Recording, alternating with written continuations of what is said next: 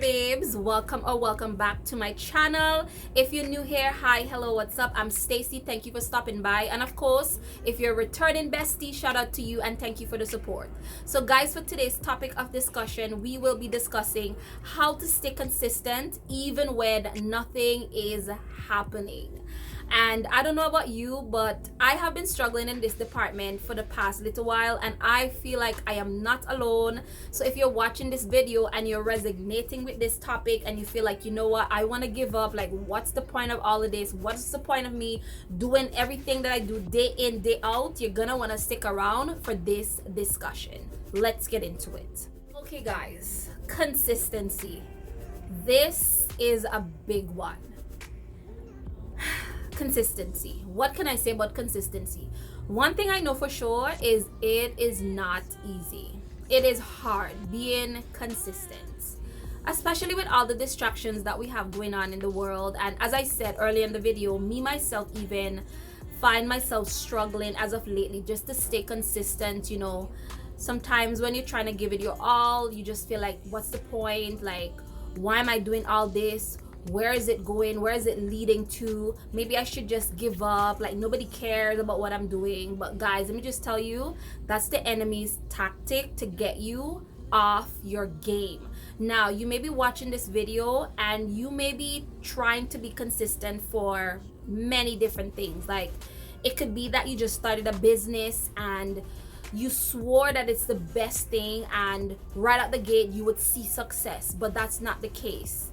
And you're faced with thoughts of giving up and what's the point of all of this, and was it even a good idea for me to continue? Should I continue? It could be that you're trying to have a baby. You've been trying for years with your partner and it's not happening, and you're having thoughts of like, was I really supposed to be a parent? Like, is this my calling? Like, maybe I should stop trying, you know? It could be that, you know, maybe you have a YouTube channel like me and you've been in it for a long time and you're giving it your best shot. You're showing up every time and you're just feeling discouraged because you're not getting the result that you expected to. It could be that you're praying for something and you've been praying for it for a very, very long time, and nothing is happening, and you're just faced with these thoughts of, what's the point? You know, you're looking at people around you, you're seeing people, and the thing about it, social media doesn't even make it easier, because you log on, every time you log on, somebody achieves something. Somebody achieve a goal, getting married, having kids, doing all these different things. You're seeing all these success around you and you're saying, God, when is it gonna be my turn? Or am I even supposed to be here? Is this the lane that I'm supposed to be in? But one thing I want to say to you guys, like, when you get these thoughts, I want you to assess the situation. I want you to ask yourself the reason why you even started this. I want you to go back to the drawing board and say, why did I even started what I'm doing? What was my inspiration? What is the goal? Where do I see myself in maybe 5 years, 10 years, right? And I want you to hold that image and that reasoning in your head and draw strength from that to keep going, because the enemy knows when you're closer than ever to achieving your goals. The enemy knows. And when we get into these states of regrets and doubt and all of these different things, it's the enemy's strategy and tactic to knock you off your game. And a lot of time we're so close to achieving what we set out to achieve. And so because I know of this, you know, because I understand this part of things and the bigger picture, when I feel discouraged, I usually just have my moment. If I want to feel sad or feel sorry for myself, if I want to feel lazy, I have my moment and then I get right back up on it. Okay. And with this topic of this discussion being consistency, it brings me back to the Bible. I'm Christian. I don't know what your beliefs are, your viewing, but it brings me back to the story of the lady in the Bible with the issue of blood. The Bible said that she had this issue for, I believe it was 12 years. 12 years is a long time.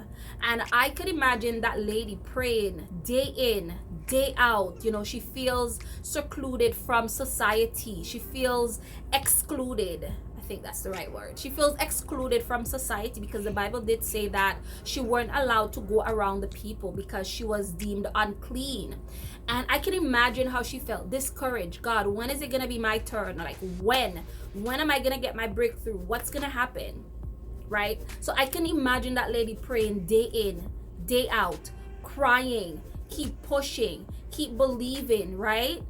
I'm sure she had situations and seasons where she was just like, what's the point of this? Like, I'm never going to get over this. But then we read a little farther in the story where it says that Jesus came to town that day, and she heard that Jesus was in town, and she reasoned to herself and she said, if I could touch the hem of his garment, I will be healed. So that tells me that even though that lady had doubts, even though she cried and she prayed and she had moments where she felt like why am I doing all this, she mustered up enough strength to keep hope alive.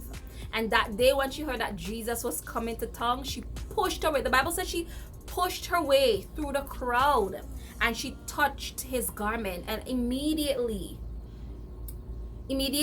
Jesus felt virtue left him. He felt the healing left him, and the woman was healed. Remember, 12 years. 12 years. Like, how long have you been in your profession? How long have you been trying? How long have you been in your business? How long have you been believing? Right? So when you get into this state and you get into this feeling, I want you to remember, 1, the reason why you got into it. 2, is this something that you're passionate about? 3, where do you see yourself in 5 or 10 years? 4, I want you to remember that lady with the issue of blood. She pushed through the crowd. She pushed through the naysayers. People were probably mocking her, right? So whenever you get into this state and this feeling, give yourself a moment. Give yourself a moment to feel all the emotions that's there, because we are human and we cannot escape these feelings. But don't stay there. Don't stay there. Get back up, get on your game, push through the crowd, and get your breakthrough. Get your breakthrough. Get your breakthrough at all cost. Okay, I just wanted to leave this with you guys. I wanted to encourage you, because as soon as you feel like giving up, your breakthrough is right outside your last push. Your last push. You'll find that, oh my God, how did I get here? Okay, so don't give up on yourself. Keep rooting for yourself. I'm rooting for you, and let's get this together. Okay, guys? So if you like this video, if I motivate you, if I inspire you or encourage you in any way, please give this video a nice big thumbs up. It'll help to push out this video to other people who this video can help. And leave a comment in the comment section. Let me know how you're feeling. How do you feel right now? Do you feel motivated? Do you feel inspired? Do you feel tired? Do you feel drained? Do you feel like, oh my gosh, like what's the point? Let me know how you feel, and let's encourage each other in the comment section, and I will catch you in my next video. Bye.